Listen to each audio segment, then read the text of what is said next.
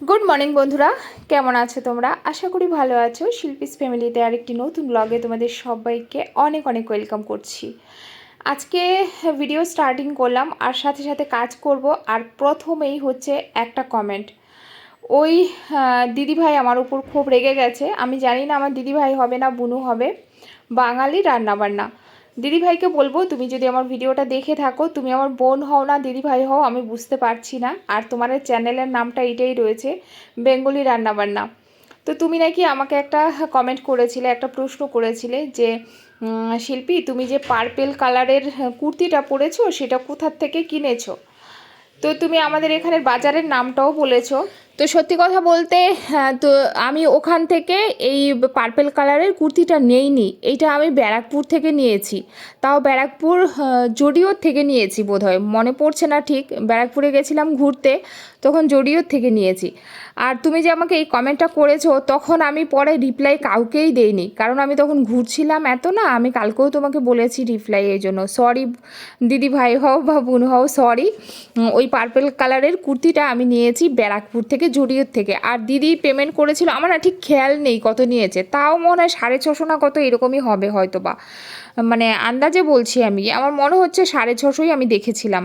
699 না 599 যেন, মানে ওই 600 টাকার মতো এরকমই বোধহয় ছিল।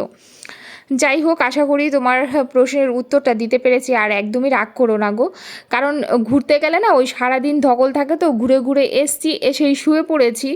আবার সকাল হলে আবার ঘুরতে চলে গেছি, শরীরে একটা এক্সট্রা ক্লান্তি ছিল। আর তখন না ওই কমেন্ট দেখে তারপর ওই রিপ্লাই দিতে ইচ্ছা করতো না, জাস্ট এমনি কমেন্টগুলো দেখেছি, দেখে দেখে রেখে দিয়েছি। যার জন্য ওই কমেন্টের মধ্যে তোমার কমেন্টটাও হয়তো বা বেরিয়ে গেছে, কোনো কারণে আমি রিপ্লাই দিতে পারিনি। আবারও বলবো সরি, হ্যাঁ, রাগ করো না আমার উপরে। আর তোমার বাড়ি নিশ্চয়ই তাহলে খড়গপুরে, আর আমার বাড়ির আশেপাশেই। যদি তোমার ওরকম কোনো প্রয়োজন হয় অবশ্যই আমার ঘরে এসো, অনেক কথা বলা যাবে। চলো এবারে মুখটা একটু করি, তারপরে স্নান করি।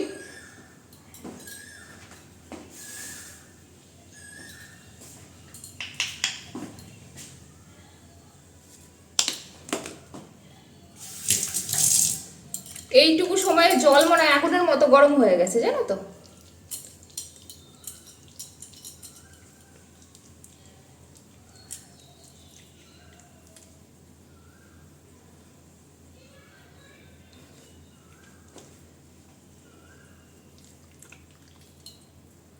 সব আসল কাজই রয়ে গেছে, বড় কাজ যেটা রান্না।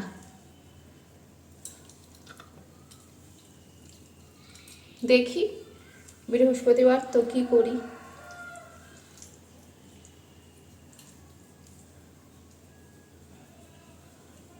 চলো স্নান করে আসি, ঠিক আছে। তো যাই হোক, সমস্ত সেরে সুরে স্নান করে চলে এসেছি। বৃহস্পতিবার বলে কথা, ভাবলাম সব সেরে স্নান করে ঠাকুর পুজো দিয়েই রান্নাটা বসাবো। এবার যাই রান্নার দিকে, কি রান্না করবো তাই ভাবছি। বৃহস্পতিবার হলে এক সমস্যা, কী করবো। কালকেও নিরামিষ খাচ্ছি, আজকে নিরামিষই খেতে হবে, আজকে বৃহস্পতিবার। তার আগের দিন তো এই যে আমি চলে এসেছি একদম ঠাকুর ঘরে। এখন এই যে ঠাকুর পুজোটা দেব, ঠাকুর পুজো দিয়ে গিয়ে তারপরে রান্না বসাবো। ভালোই হয়েছে, এখন কল্পনাও চলে এসছে। আর ওই দিন যেহেতু বলেছি যে কল্পনা আমি লোক দেখব, আমি আর পারছি না এরকমভাবে আশিবাসি ঘরে সারাদিন কাটিয়ে তারপরে যদি বিকেলে ঘর মোছো, তাহলে আমাকে কিন্তু লোক দেখতে হবে। তো বলছে না বৌদি, ঠিক আছে ঠিক আছে, আমি কাজটা আমাকে ছাড়িও না, আমি ঠিক সময় মতো চলে আসবো। অ্যাকচুয়ালি কী বলো তো, এইভাবে না বললে হবেও না। হ্যাঁ, আর আমি ওকে কিছুই বলি না, মানে আমার ঘরে ও নিজের মনোমর্জিতে কাজ করে, ওর উপর কোনো জুলুম নেই, কোনো জোর নেই। এইটা এখানে রাখছো কেন, ওইটা ওইখানে রাখছো কেন, কোনো রকম বাধা আমি কিচ্ছু বলি না।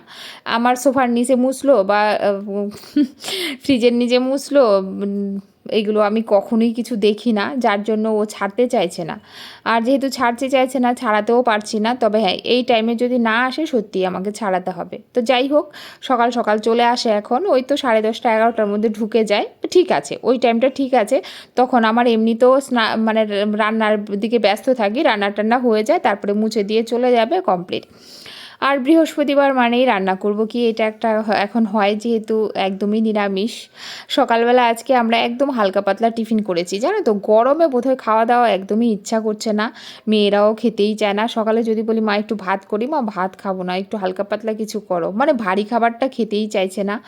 তো যাই হোক, যে তাও এটা করতে পেরেছি তার কারণ হচ্ছে গৌতম ঘরে ছিল না, নয়তো হতো না।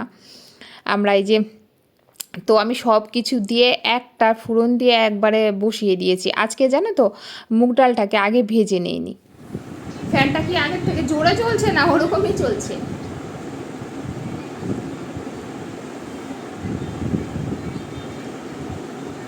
চলো খাওয়া দাওয়া করবো, খাওয়া দাওয়া করে যা করার করবো।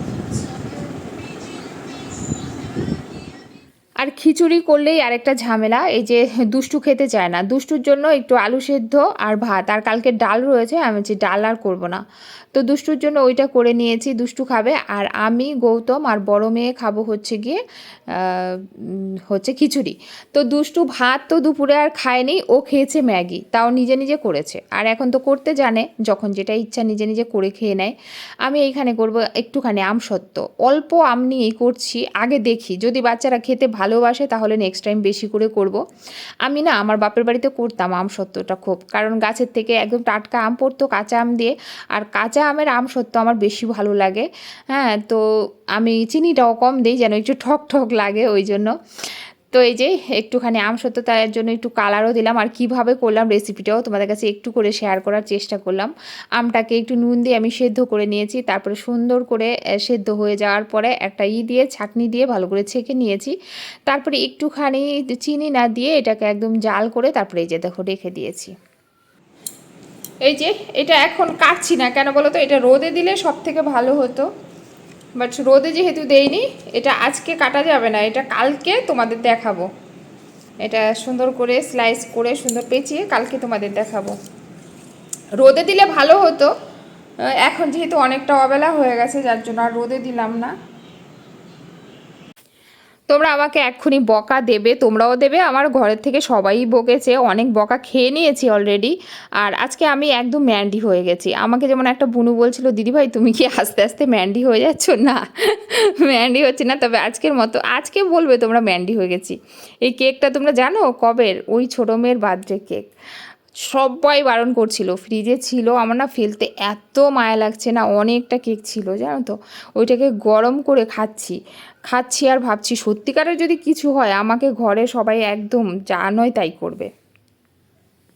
তোমরা কে কে এরকম গান শোনো আর ইস্ত্রি করো? দেখো এই যে মোবাইলে গান শুনছে, তাও চার্জে বসিয়ে দিয়ে এইখানে ইস্ত্রি করছে, এই যে ইস্ত্রি করছে, ওইখানে মোবাইল চলছে আর এখানে ইস্ত্রি করছে। আর আমার মেয়েরা কাজ করে, দেখেছো কত কাজ করে, তোমাদের আমি বলেছি না আমার মেয়েরা সব কাজ করে, আমার দুষ্টু মনারা খুব কাজ করতে পারে।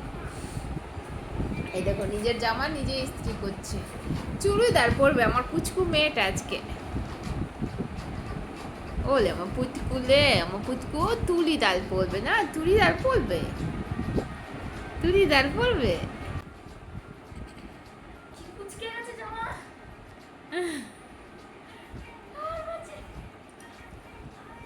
দেখেছো আমার মেয়েরা কাজ করতে পারে, জামা ইস্ত্রি মাঝে মধ্যেই ওর ড্রেসটাও করে নেয়, দিদিও ড্রেসটা শুধু মাঝে মধ্যে করে নেয়, আর কিছু করতে পারে না, কিন্তু এ আবার সবই যেটা পরবে ভাবে সেটাকে সুন্দর করে ইস্ত্রি করে তারপরে এরকম করে। যাই হোক এখন বাজে হচ্ছে 5:30 6টার মতো বাজতে যায়, যাবো দোতলায় ঠাকুর সন্ধে দেবো, তারপরে কখন থেকে শুরু করেছে, যেহেতু খাওয়া আজকে ভালো হয়নি, খিচুড়ি খেয়েছে, কখন থেকে শুরু করেছে মা কিছু খেতে দাও কিছু খেতে দাও। আমি বলছি আজকে তো পেঁয়াজ রসুন চলবে না, বলে কি নিরামিষ চাউমিন করে দাও, আমি তাহলে ঠিক আছে তুমি টিউশনি থেকে আসো করে দিচ্ছি। এই যে বড় মেয়ের জন্য করছি নিরামিষ চাউমিন, কি করে খায় বলো তো, কিন্তু মেয়ে বলছে এত টেস্ট হয়েছে, না পেঁয়াজ না রসুন না, এমনিতে তো আদা তো দেওয়া হয় না, যাই হোক কিছুই দেওয়া হয়নি, শুধু একটু মশলা দিয়ে করে দিয়েছি।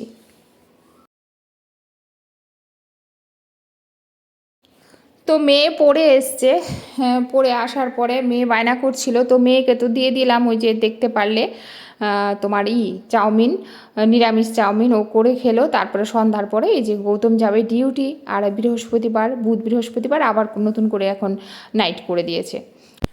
তো এই যে ছোটো মেয়ে বলছে মা যদি একটু টমেটো সেদ্ধ দাও, বলেছিল পুড়তে, আজকে বৃহস্পতিবার পুড়বো না, তো এখানে একটু টমেটো, এটা শুকনো লঙ্কা দিয়ে একটু মেখে নিচ্ছি।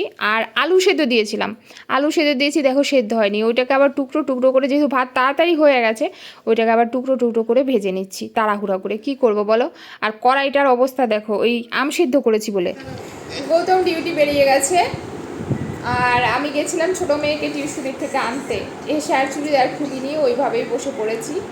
তো এখন খাবো ভাত, টমেটো সেদ্ধ, আলু ভাজা, আলু দিয়েছিলাম সিদ্ধ।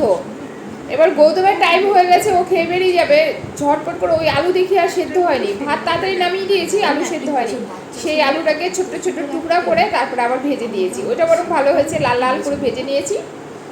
তো ওই হচ্ছে, খেয়ে গৌতম বেরিয়ে গেল, এখন আমরা তিনজন খেতে যাব। তো খেতে যাব তার আগে ভাবলাম ভিডিওটা এন্ড করে দিই। তো চলো আজকের মতো ভিডিওটা এই পর্যন্ত এন্ড করে দিলাম। সবাই ভালো থাকবে, সুস্থ থাকবে, দেখা হবে একটি নতুন ভিডিওর সাথে। ততক্ষণে সবাইকে গুড নাইট, শুভরাত্রি, অনেক অনেক ভালোবাসা।